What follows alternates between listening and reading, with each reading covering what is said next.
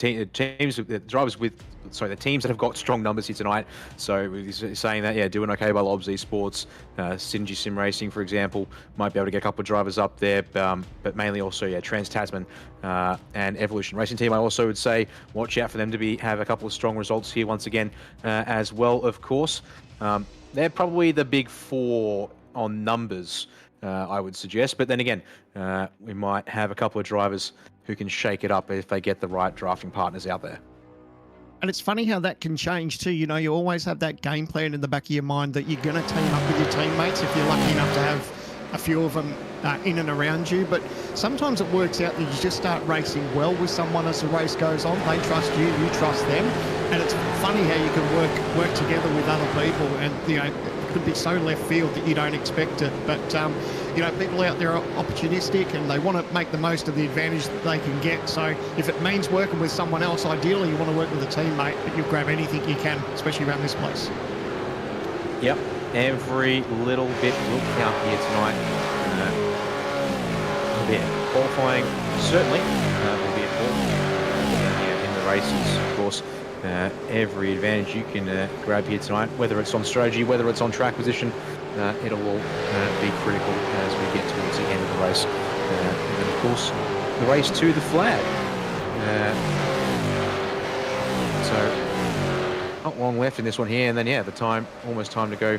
20-minute session tonight, speaking of which for qualifying, so should give these drivers a good couple of chances. Currently lapping here in practice, best time of a 1 minute 47.2 is the current benchmark to beat from Jared Filsell. And you can see here, this is 1, 2, 3, there's 5 going past our screen.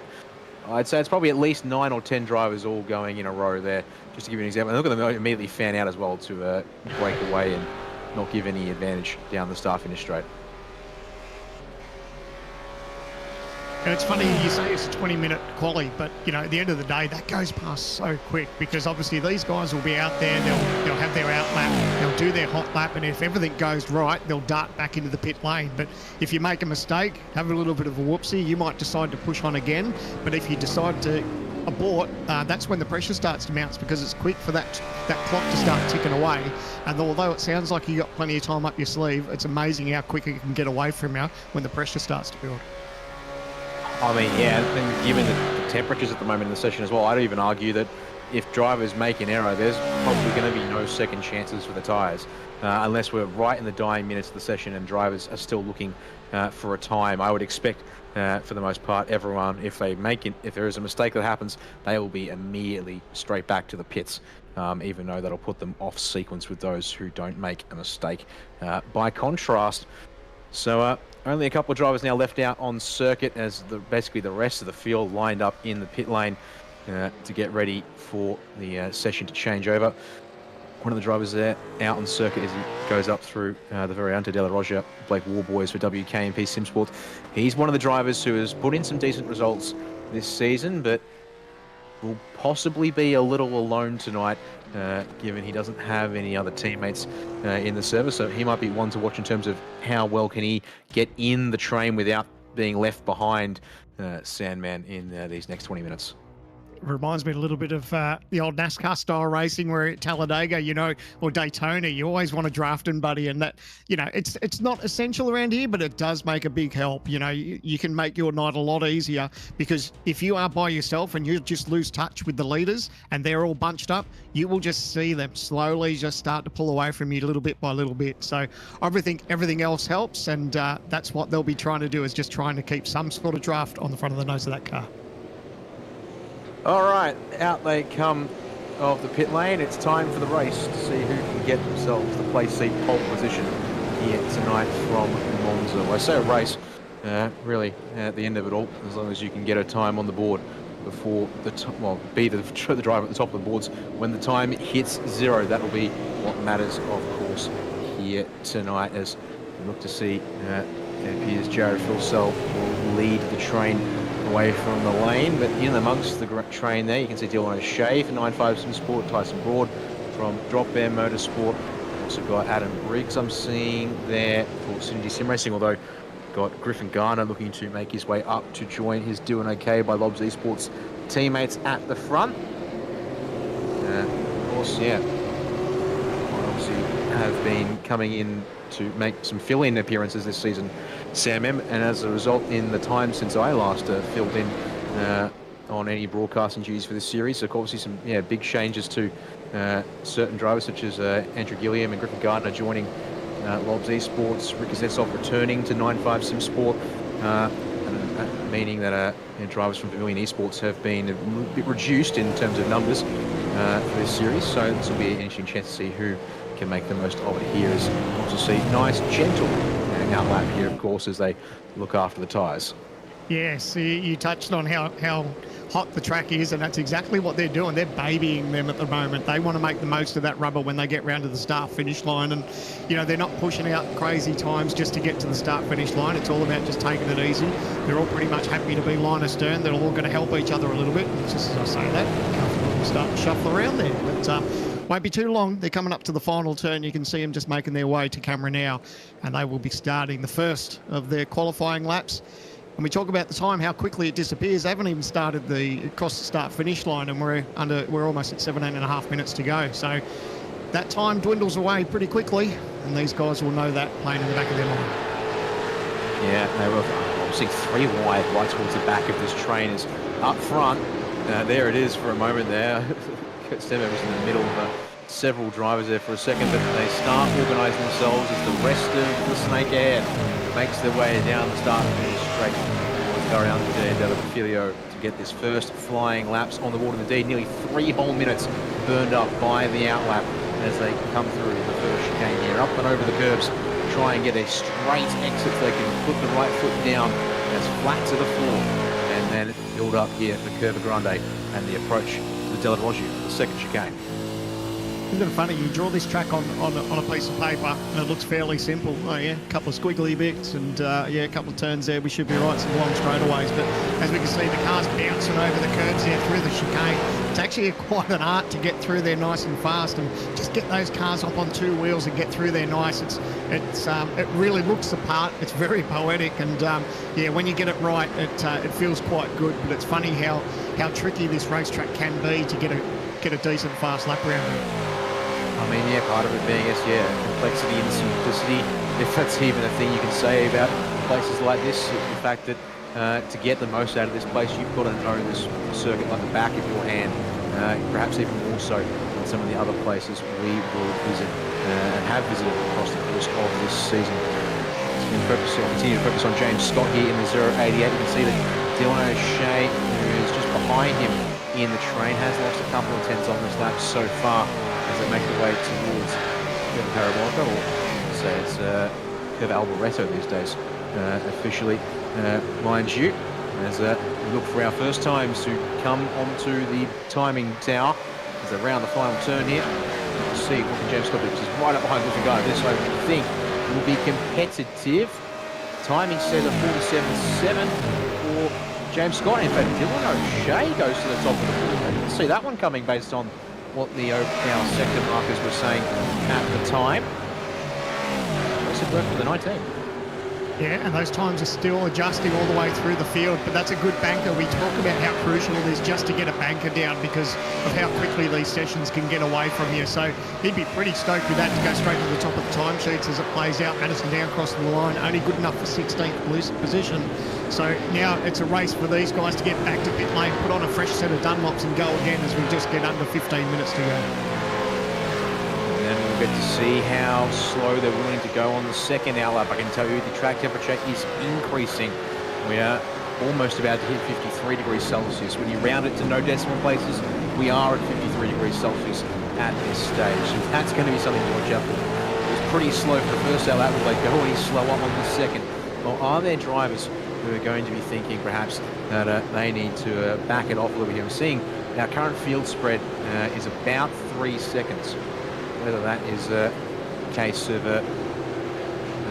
drivers need to back off on that flyer or getting the setup on, we'll have to wait and see. Some drivers and teams will approach this differently too. As much as we say it's crucial to get that banker in, some people may be there to sacrifice their first outlap just to help a teammate, and then it might be vice versa, where your teammate will be there to help you. So you know, if you see your favourite driver and they're a little bit down the boards at this stage, don't be too concerned. We've still got plenty of time to go. But yeah, it's funny how some teams approach this, but there's a bit of an art. You can see, look how close they are, tucked right up underneath each other.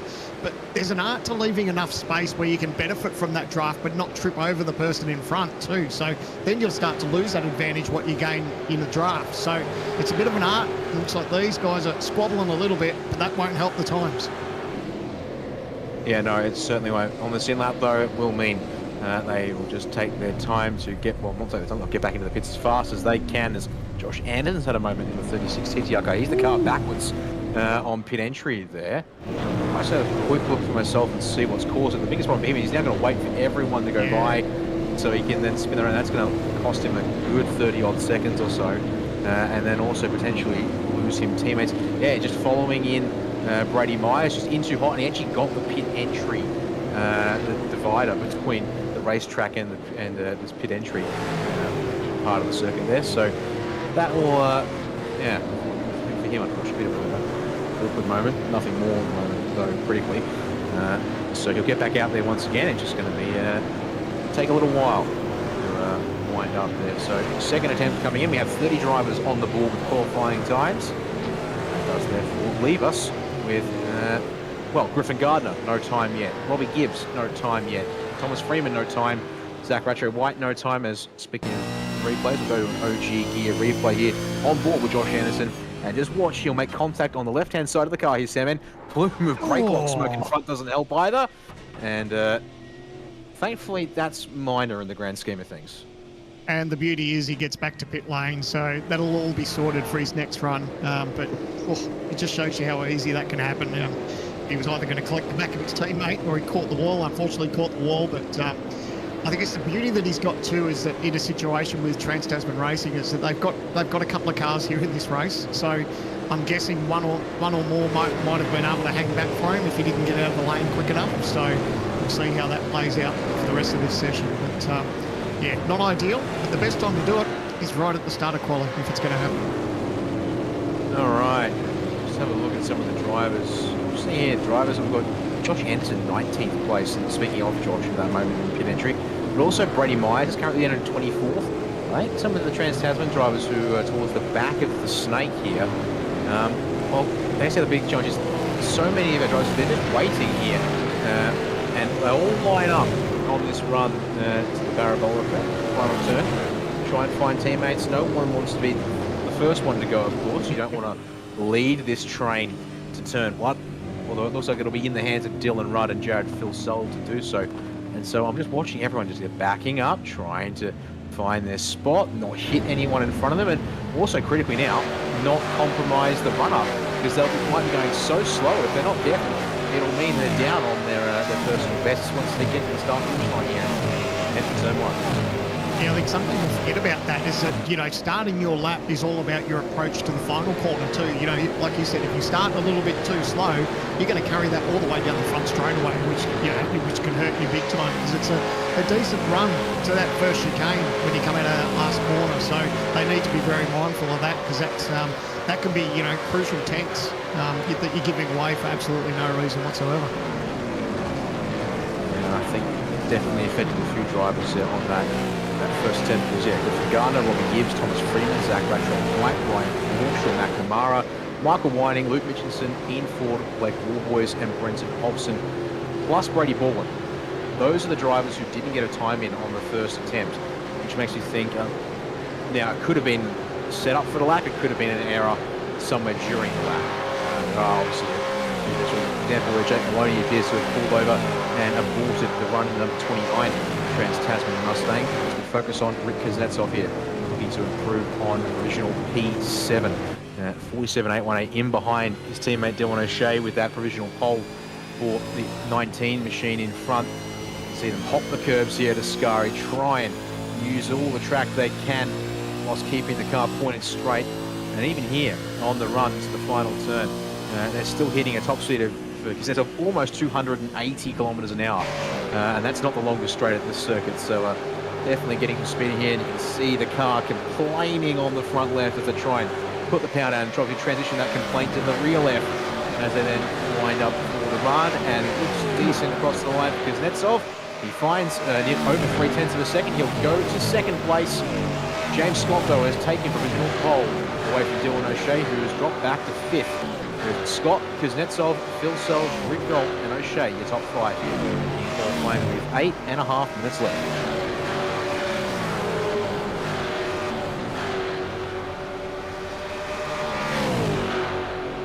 The drivers making another charge here. You can see that draft just trying to take to effect. Obviously now they've got to, once they finish their lap, they head straight back to pit lane, put on a new set of tyres, and off they go again, because those tyres, especially in these conditions, are absolutely cooked. So they'll throw them away pretty quick, and they'll be absolutely stoked to get a brand new set on, because that is key around here, especially the way that we've been talking about the temperatures at this stage. Yeah, it will. And we'll look to see critically capitalise on how things work. Yeah, get a good start here tonight. This place also a little bit infamous as well, Sandman, for going all kinds of sideways right at the start of a race into the very undirected Filio. Such a compression point as the track narrows up here on the surface. You can maybe get 3 wide if you're ambitious to turn 1. It quickly becomes a 2 wide, and then ideally you want to